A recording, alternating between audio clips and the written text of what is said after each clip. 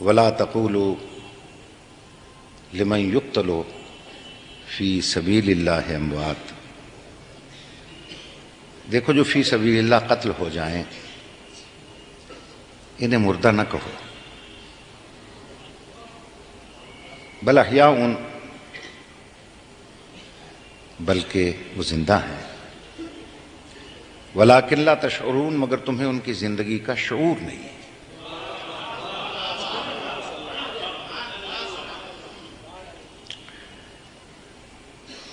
جو فی سبیل اللہ قتل ہو جائیں ان کی زندگی ہمارے شعور سے بلند ہے۔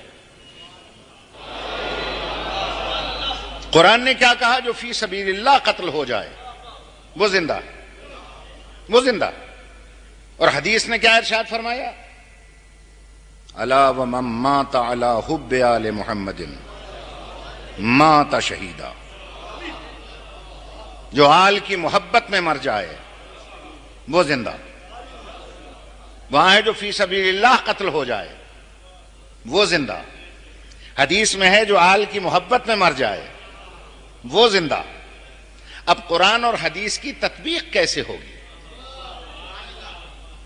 حدیث کو قرآن کے مطابق آپ کیسے کریں گے؟ یہ دعوت فکر ہے طلبہ کے لیے، علماء تو سمجھے سمجھائے ہیں۔ بس یاد رکھیے قرآن اور حدیث کی تطبیق اسی صورت میں ہو سکتی ہے کہ جسے قرآن نے سبیل اللہ کہا ہے اسی کو حدیث نے آل کہا ہے۔ جب تک آل اور سبیل اللہ ایک شے نہ ہوں قرآن اور حدیث کی تطبیق نہیں ہو سکتی۔ اس کا مطلب ہے کہ سبیل اللہ الگ سے کوئی شے نہیں ہے، محمد و آل محمد کے ناموں میں سے ایک نام ہے،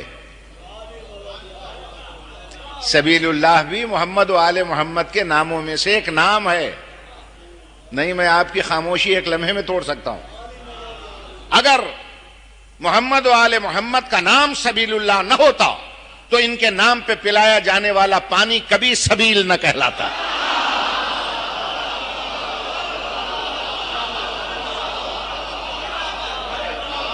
کبھی سبیل نہ کہلاتا۔ مجھے دکھا دیجئے کس ڈکشنری میں لکھا ہے، کس لغت میں لکھا ہے کہ سبیل کے معنی پانی کے ہوتے ہیں؟ مجھے دکھا دیجئے۔ جب کوئی پانی منسوب ہو جاتا ہے ان کی طرف وہ سبیل کہلاتا ہے۔ توجہ ہے صاحبان؟ دنیا یہ سمجھتی ہے کہ حسین ابن علی اس لیے زندہ ہیں، اس لیے شہید ہیں چونکہ وہ فی سبیل اللہ قتل ہو گئے۔ ایسی بات نہیں ہے۔ حسین ابن علی تو بذات خود سبیل اللہ ہے، جو اس کی محبت میں کام آ جائے وہ زندہ ہے۔ ایک صلوات پڑھ لیجئے بآواز بلند محمد۔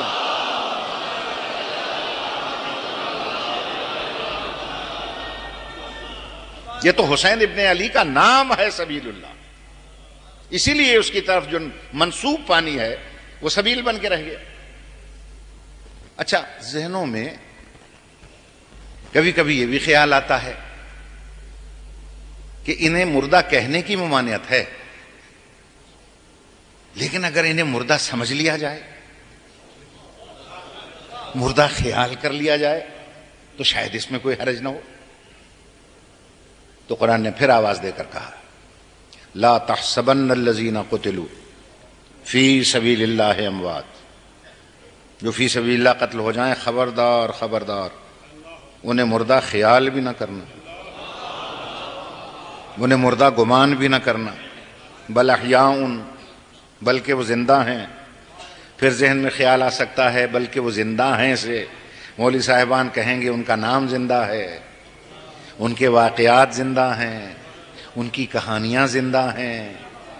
پھر عالم الغیب نے فرمایا کیسے زندہ ہیں؟ عند ربہم یرزقون، وہ ایسے زندہ ہیں کہ اپنے رب سے رزق پا رہے ہیں، اپنے رب سے رزق پا رہے ہیں۔ رزق واقعات کو نہیں ملتا، رزق کہانیوں کو نہیں ملتا، رزق ناموں کو نہیں ملتا، رزق ملتا ہے بدن اور روح کے مجموعے کو. گویا شہید راہ خدا کا بدن بھی زندہ ہے، اس کی روح بھی زندہ ہے. نہ اس کی روح مرتی ہے نہ اس کا بدن مرتا ہے، اور دونوں کو رزق ملتا ہے. اور معاف کرنا، شہید راہ خدا کو جو رزق مل رہا ہے وہ ہم سے آپ سے نہیں مل رہا، عند ربہم، اپنے رب سے مل رہا ہے. ہم ان سے مانگ سکتے ہیں نہیں مانگ سکتے ہیں، قرآن کی آیت کو آیت سے ملا دیجئے، نتیجہ نکھر کر سامنے آ جائے گا. ان کو رزق مل رہا ہے کس سے؟ رب سے. اور رب کیا کہتا ہے؟ رب کہتا ہے میرے خالص بندوں کی ایک پہچان ہے، وَمِمَّا رَزَقْنَاهُمْ يُنْفِقُونَ. اور جب ہم انہیں رزق دیتے ہیں وہ تنہا نہیں کھاتے، وہ بانٹ دیتے ہیں.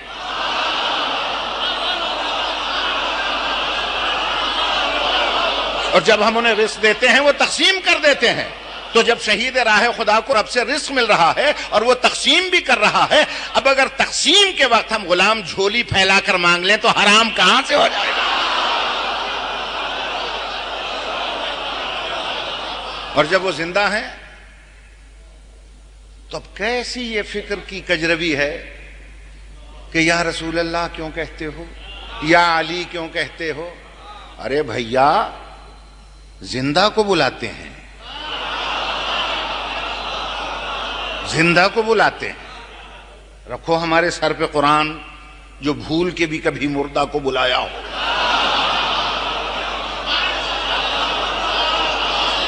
ہاں، یہ بھیا جو مر گیا اسے کیا بلائیں گے ہم؟ باقی رہ گیا یہ مسئلہ کہ جی یا علی کو کیوں بلاتے ہو. میں چیلنج دیتا ہوں، مردہ تم ثابت کر دو علی کو، بلانا ہم چھوڑ دیں گے. مل کے صلوات پڑھ لیجئے بآواز بلند محمد علیہ.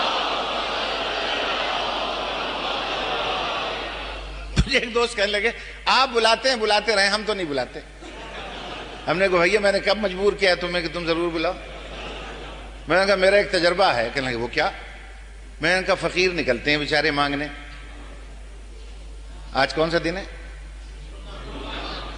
جمعرات اور جمعہ خاص طور پہ وہ جاتے ہیں. تو جتنے بیچارے صدقہ و خیرات دینے والے ہیں وہ پیسے بنا کے رکھ لیتے ہیں. بہت نے کہا نظر اللہ ابھی نیاز حسین تک نہیں پہنچتا، اٹھا کے دے دیتے ہیں، وہ دعا کرتے ہوئے چلا جاتا ہے. اچھا کچھ ایسے بھی ہیں جو پیسے ویسے تو چھوڑ، بخار بھی نہیں دیتے کسی کو مان ہیں. اب اس نے کہا اللہ بھلا کرے، اس نے کہا معاف کر بابا، چلا گیا بیچارہ. دوسرے دن پھر آیا، اس نے پھر اللہ بھلا کرے، اس نے کہا بابا معاف بھی کر، وہ پھر چلا گیا. تیسرے دن آتی وہ پہلے دیکھتا ہے یہ وہی تو نہیں ہے کل والا، تو بیچارہ بغیر مانگے ہی چلا جاتا ہے. میں نے کہا اس سے میں نے یہ نتیجہ نکلا کہ ہر ایک نے اپنوں سے مانگا ہوگا. تو جن والوں نے پکارنے پر دیا وہ آج تک مانگ رہے ہیں، جنہوں نے پہلے دن کہا معاف کر بابا